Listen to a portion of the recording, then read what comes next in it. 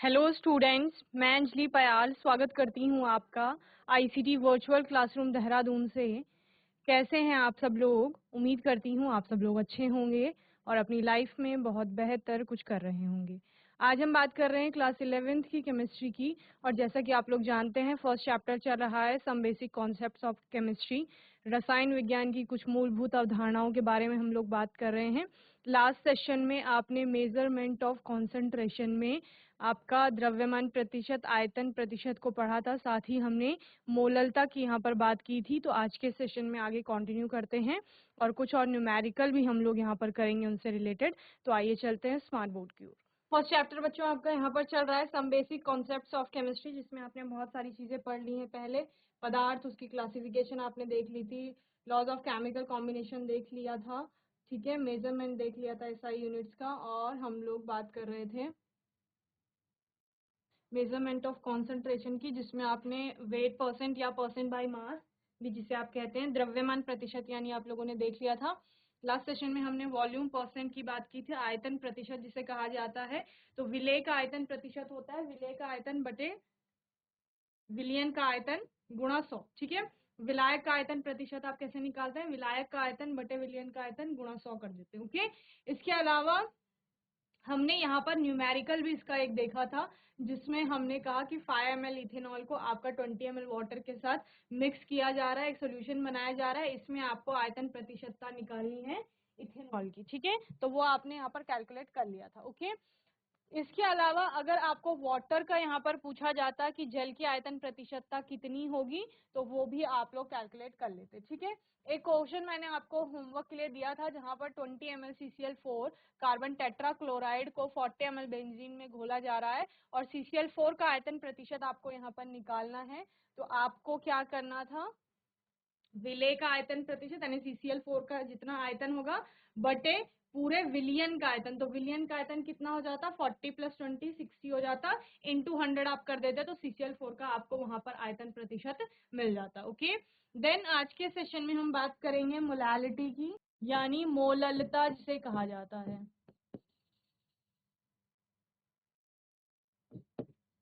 Small m से हम इसे रिप्रेजेंट करते हैं, ओके। जो मैंने आपको बताया था कि क्या होगा, मोलों की संख्या किसके? विलेय के बटे विलायक का द्रव्यमान किलोग्राम में जिसे लिया जा रहा था, ओके। तो विलियन की मोललता बराबर क्या होता है?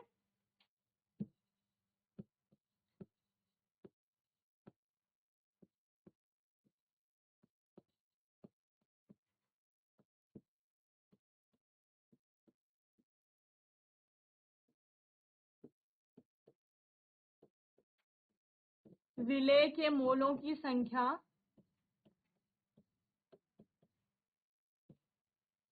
बटे विलायक का द्रव्यमान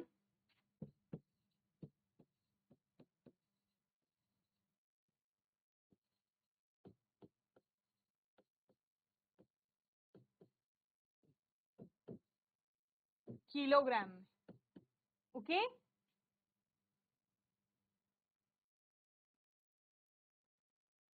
तो ये आपका फॉर्मूला हो गया। हमने यहाँ पर बोला भी था, आप कोई सॉल्यूशन बना रहे हो, इसमें आपने सॉल्वेंट लिया है, सपोज ए, ठीक है। ये आपका क्या है? विलायक है, सॉल्वेंट जिसे आप कह रहे हो, ठीक है। इसमें आपने कोई बी सॉल्यूट ऐड कर दिया है, ओके। तो आपने ए सॉल्वेंट में बी सॉल्यूट ऐड किया है, और वहां पर हो क्या रहा है कि आप कह रहे हो कि 1 किलोग्राम हमने वो ए लिया है, ठीक है। या 1 किलोग्राम अगर हम ए को कर देते हैं तो मोलैलिटी कितनी हो जाएगी? जितने बी के मोलों की संख्या हो। समझ रहे हो ना? यानी आपने क्या किया, विलेय की मोलों की संख्या सपोज एन है आपका, ठीक है। एन आपके विलेय के मोलों की संख्या हो गया, और वहां पर विलायक का द्रव्यमान आपने क्या बोला? ये सपोज आपका 1 kg है सॉल्वेंट, तो ये 1 हो जाएगी इसकी वैल्यू, क्लियर। तो molality m is equal to क्या हो जाएगा? विलेय के मोलों की संख्या होगी जितनी, ठीक है ना। 1 से n को डिवाइड करेंगे तो n ही तो आएगा।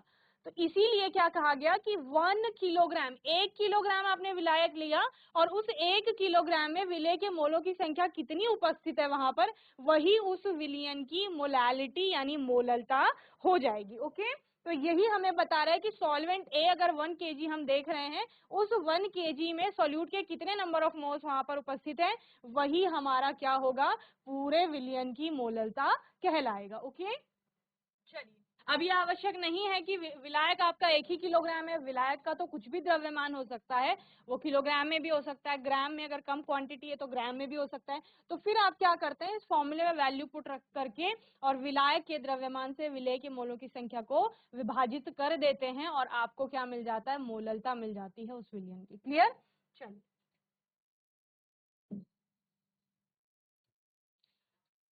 ये हो गया विलेय के मोलों की संख्या। अब आप बोलेंगे मैम मोलों की संख्या कैसे निकालेंगे, तो मोलों की संख्या आप निकालते हैं, यहां पर आप लिख सकते हैं किसी के भी लिए, अगर जो आवश्यक नहीं है कि विलेय के ही मोलों की संख्या निकालनी है आपको, मोलों की संख्या जब भी निकालनी हो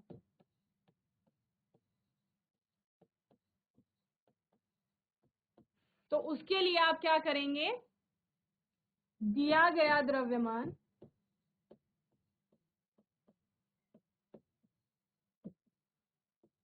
बटे आणविक द्रव्यमान या मोलर द्रव्यमान जिसे आप कहते हैं,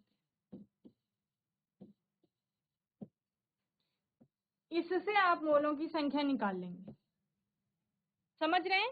दिया गया द्रव्यमान और आणविक द्रव्यमान क्या है, आप कह रहे हो सपोज हमने नमक और पानी का एक घोल बनाया है, ठीक है, तो मैम नमक हमारा क्या है, नमक है हमारा NaCl। मैं कह रही हूं कि आपको यहाँ पर 10 ग्राम NaCl के दे दिए, तो ये दे दिए है का क्या मतलब है, दे दिया का मतलब क्या है कि दिया गया द्रव्यमान है, आपको बताया गया है कि 10 ग्राम क्या है, NaCl है। ओके, अब दूसरा क्या है, आणविक द्रव्यमान। NaCl से आप उसका आणविक द्रव्यमान निकाल सकते हैं क्योंकि आपका ये केमिकल फॉर्मूला है NaCl। तो सोडियम का जो एटॉमिक मास होगा और क्लोरीन का जो एटॉमिक मास होगा उसको आप ऐड कर लेंगे, तो वो आपको क्या मिल जाएगा, NaCl का एटॉमिक मास मिल जाएगा। तो आप वहां पर क्या करेंगे, इस 10 ग्राम को डिवाइड कर लेंगे इसके मॉलिक्यूलर मास से, NaCl के मॉलिक्यूलर मास से, यानी जो उसका क्या है, आणविक द्रव्यमान भी आप जिसे कहते हैं, और ग्राम में आप उसे क्या कहते हैं, उसका मोलर द्रव्यमान कहते हैं। क्लियर? तो वहां पर आपको NaCl के मोलों की संख्या प्राप्त हो जाएगी। ओके, क्लियर है? तो वो सोल्यूशन की क्या हो गई, मोलालिटी हो गई, जब आप विलेय के मोलों की संख्या यानी NaCl के मोलों की संख्या को वहां पर जो भी विलायक आपने लिया है उसके द्रव्यमान से विभाजित करेंगे तो। ओके, क्लियर है? तो ये यहाँ पर आप ध्यान रखेंगे।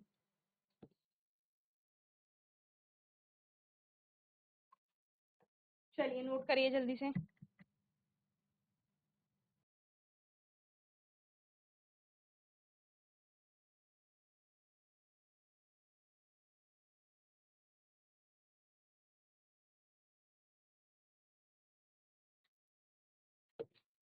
तो जैसे मैंने आपको बताया कि NaCl का गिवन मास जो है वो 10 ग्राम है आपके पास, और इसका अगर मैं मॉलिक्यूलर मास बोलूँ या मोलर मास बोलूँ वो निकाल लेंगे, तो Na का 23 प्लस Cl का 35.5। ठीक है,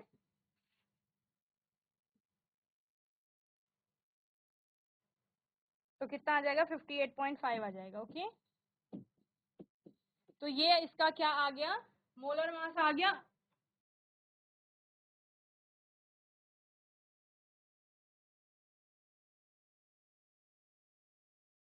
ये आपका NaCl 10 ग्राम जो क्या है, इसका दिया गया द्रव्यमान हम जिसे बोल रहे हैं, ठीक है, और 58.5 क्या है, जिसको हम आणविक द्रव्यमान कह रहे हैं। क्लियर? तो अब आपको क्या करना है, इस 10 ग्राम को डिवाइड करना है 58.5 से।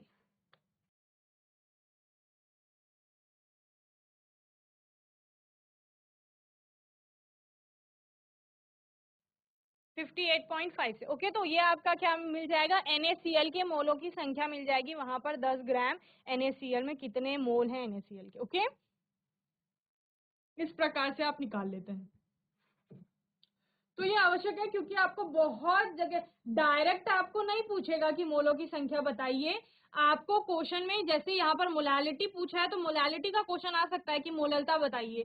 फिर आपको मोललता निकालने के लिए मोलों की संख्या निकालना आना चाहिए। ओके,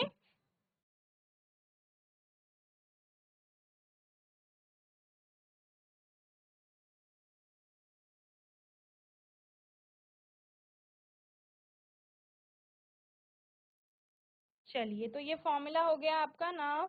हम एक न्यूमेरिकल इसका देख लेते हैं।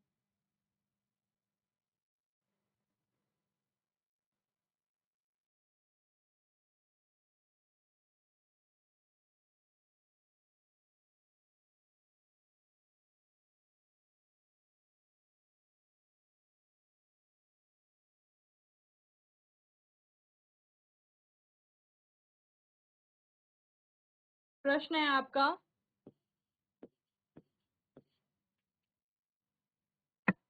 उस विलयन की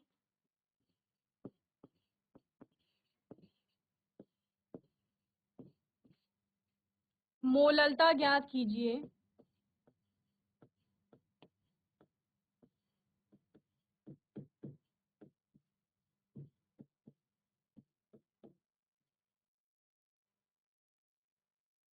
जिसमें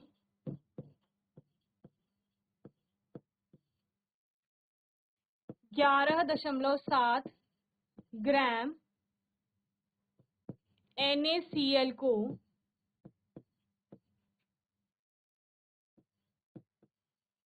500 ग्राम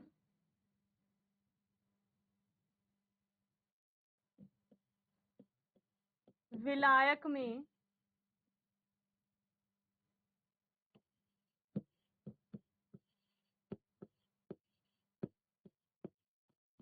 घोला गया है।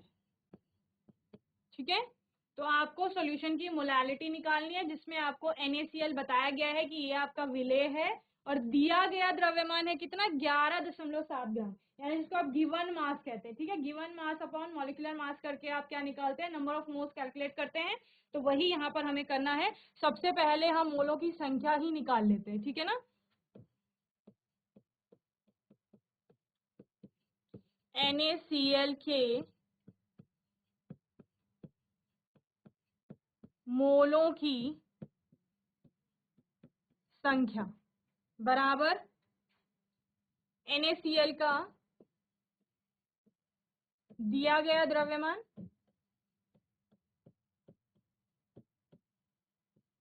बटे NaCl का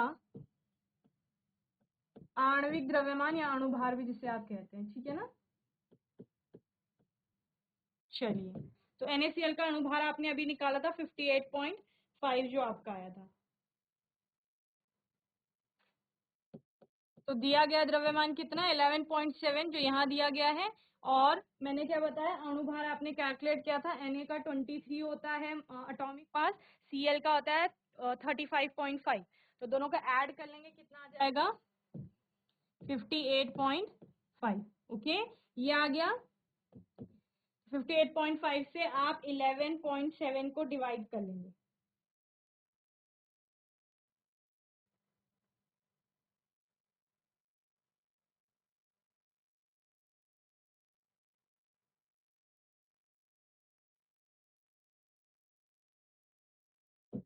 जीरो 0.2 मोल आपका आ जाएगा। ओके,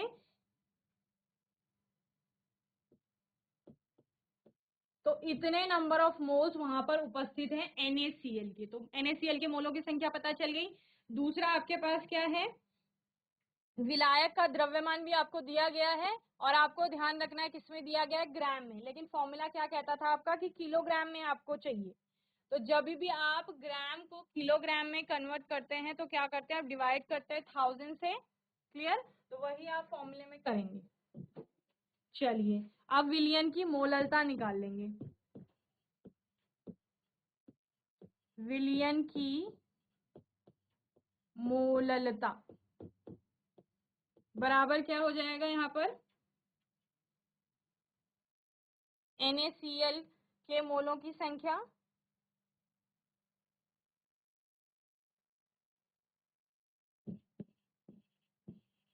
जो कि आपका विलेय है,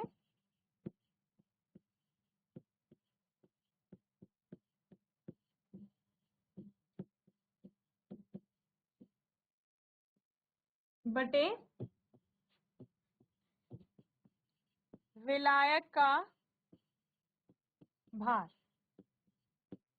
ठीक है, तो मोलों की संख्या कितनी है 0.2 और भार आपका है 500, ग्राम में है, क्योंकि ग्राम को आपको कन्वर्ट करना है किसमें, किलोग्राम में, तो डिवाइडेड बाय 1000।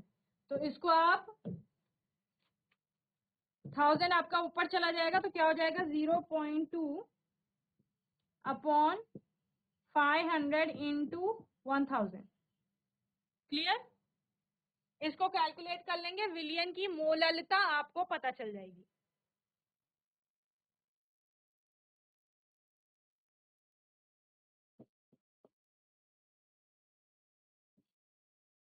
जीरो 0.4 m आपकी क्या हो गई, मोलैलिटी हो गई। ओके,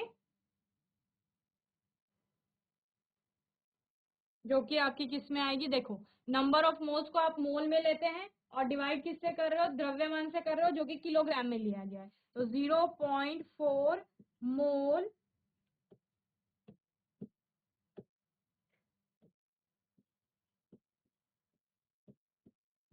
पर किलोग्राम, ये मोलैलिटी का यहाँ पर क्या है, मात्रक है। ओके, चलिए नोट करिए जल्दी से।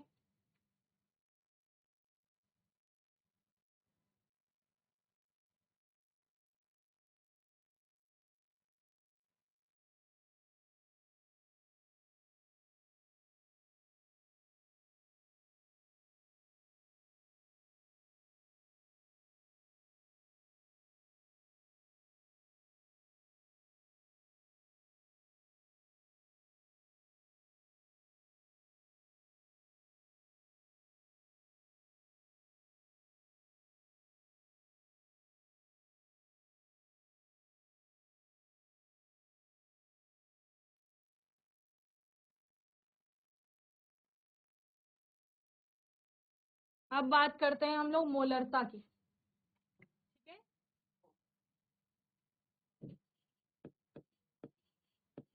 मोलरता यानी मोलैरिटी जिसे कहा जाता है, कैपिटल एम से इसे हम रिप्रेजेंट करते हैं। ओके,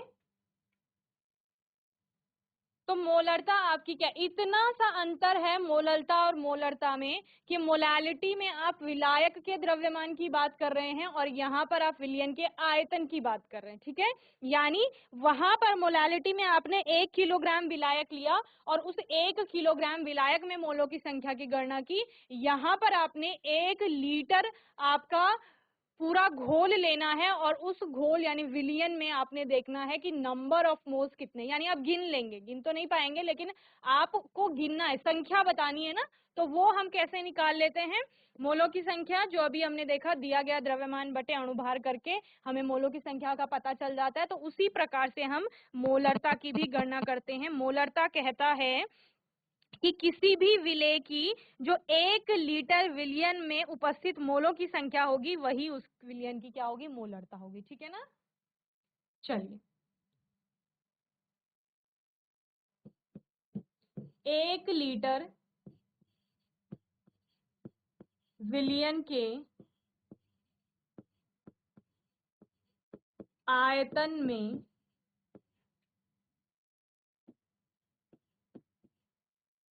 उपस्थित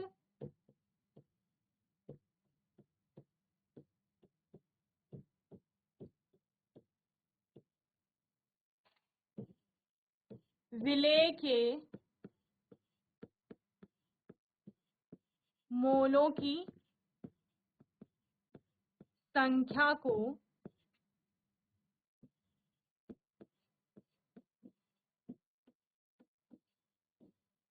विलियन की मोलरता कहते हैं। ठीक है, चलिए फॉर्मूला क्या हो जाएगा, मोलरता बराबर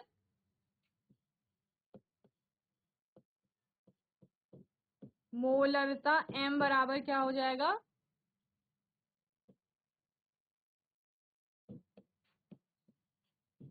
विलेय के मोलों की संख्या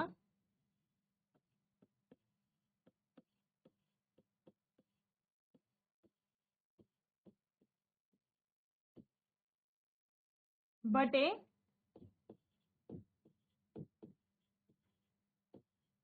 विलयन का आयतन, जो कि आप लीटर में कहेंगे, ठीक है ना। क्लियर। अब आप कहेंगे मैम लीटर में, मिलीलीटर में पूछ लिया, फिर क्या करेंगे, फिर वही करेंगे जो आपने ग्राम के केस में किया था, 1000 से डिवाइड कर रहे थे तो वो मल्टीप्लीकेशन में जा रहा था, ठीक है ना। तो क्या करेंगे, यदि आयतन आपका किस में है, ml में हो, तो क्या करेंगे, तो फॉर्मूला हो जाएगा मोलरता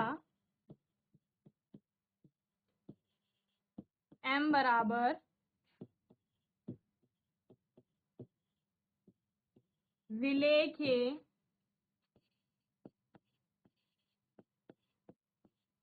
मोलों की संख्या बटे विलयन का आयतन ml में इंटू 1000।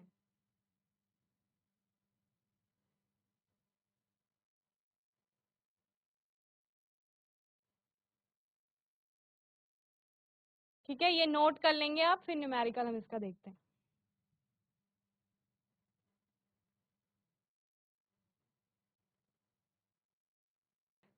चलिए सिंपल सी बात है, 1 लीटर विलियन ले लिया आपने, पूरा चीनी और पानी का घोल बनाया था, उसमें से आपने 1 लीटर उठा लिया, 1 लीटर बनाया सपोज।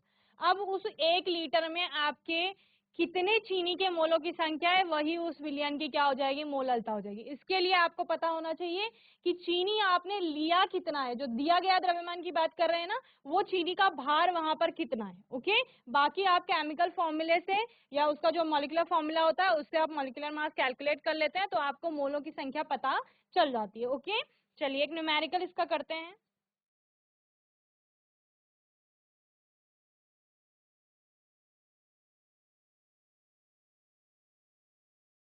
4 ग्राम NaOH को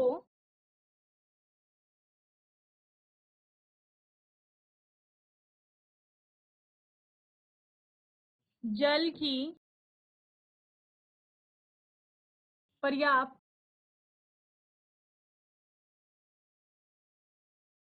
मात्रा में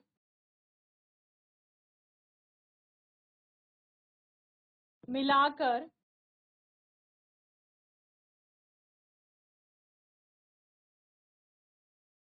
250 ml 250 ml विलियन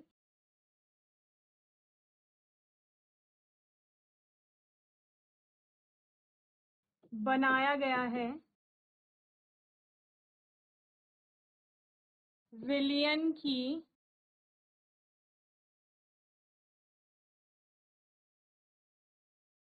मोलरता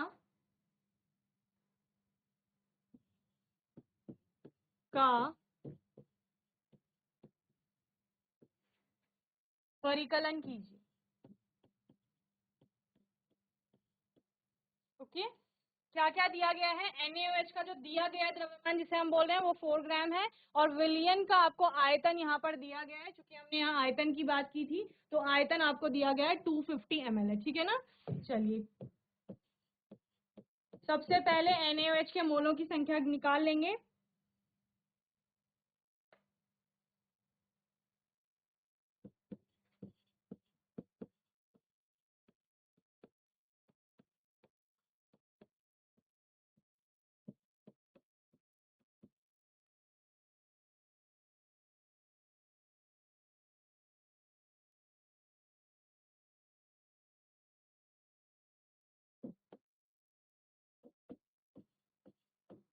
बराबर NaOH का भार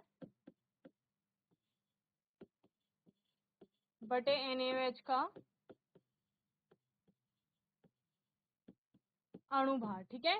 तो भार कितना है, यानी जो दिया गया द्रव्यमान है 4 ग्राम, बटे अणुभार क्या हो जाएगा आपका NaH का, सोडियम का अणु जो एटॉमिक मास होता है यानी कि परमाणु का द्रव्यमान वो 23, ऑक्सीजन का 16 और हाइड्रोजन का 1, तीनों को प्लस कर लेंगे, 23 प्लस 16 प्लस 1 कितना हो जाएगा, 40 हो जाएगा। ओके,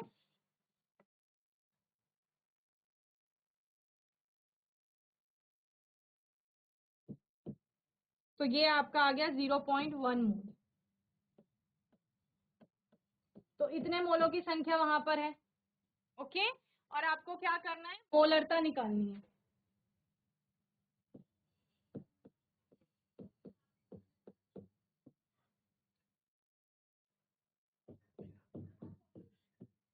तो ये मोलरता आप निकाल लेंगे, ओके, होमवर्क में।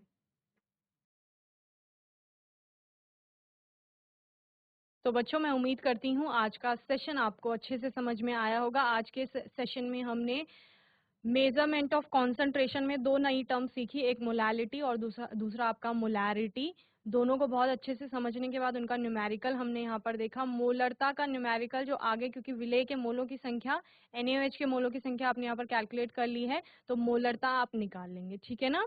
आने वाले सेशन में कुछ और टर्म्स पर बात करेंगे, तब तक आप चैप्टर को यहाँ तक रिवाइज कर लेंगे अच्छे से, और आपका कोई भी डाउट होगा, क्वेश्चन होगा, तो आने वाले सेशन में आप लोग पूछ लेंगे। और तब तक के लिए ICT वर्चुअल क्लासरूम से जुड़ने के लिए धन्यवाद।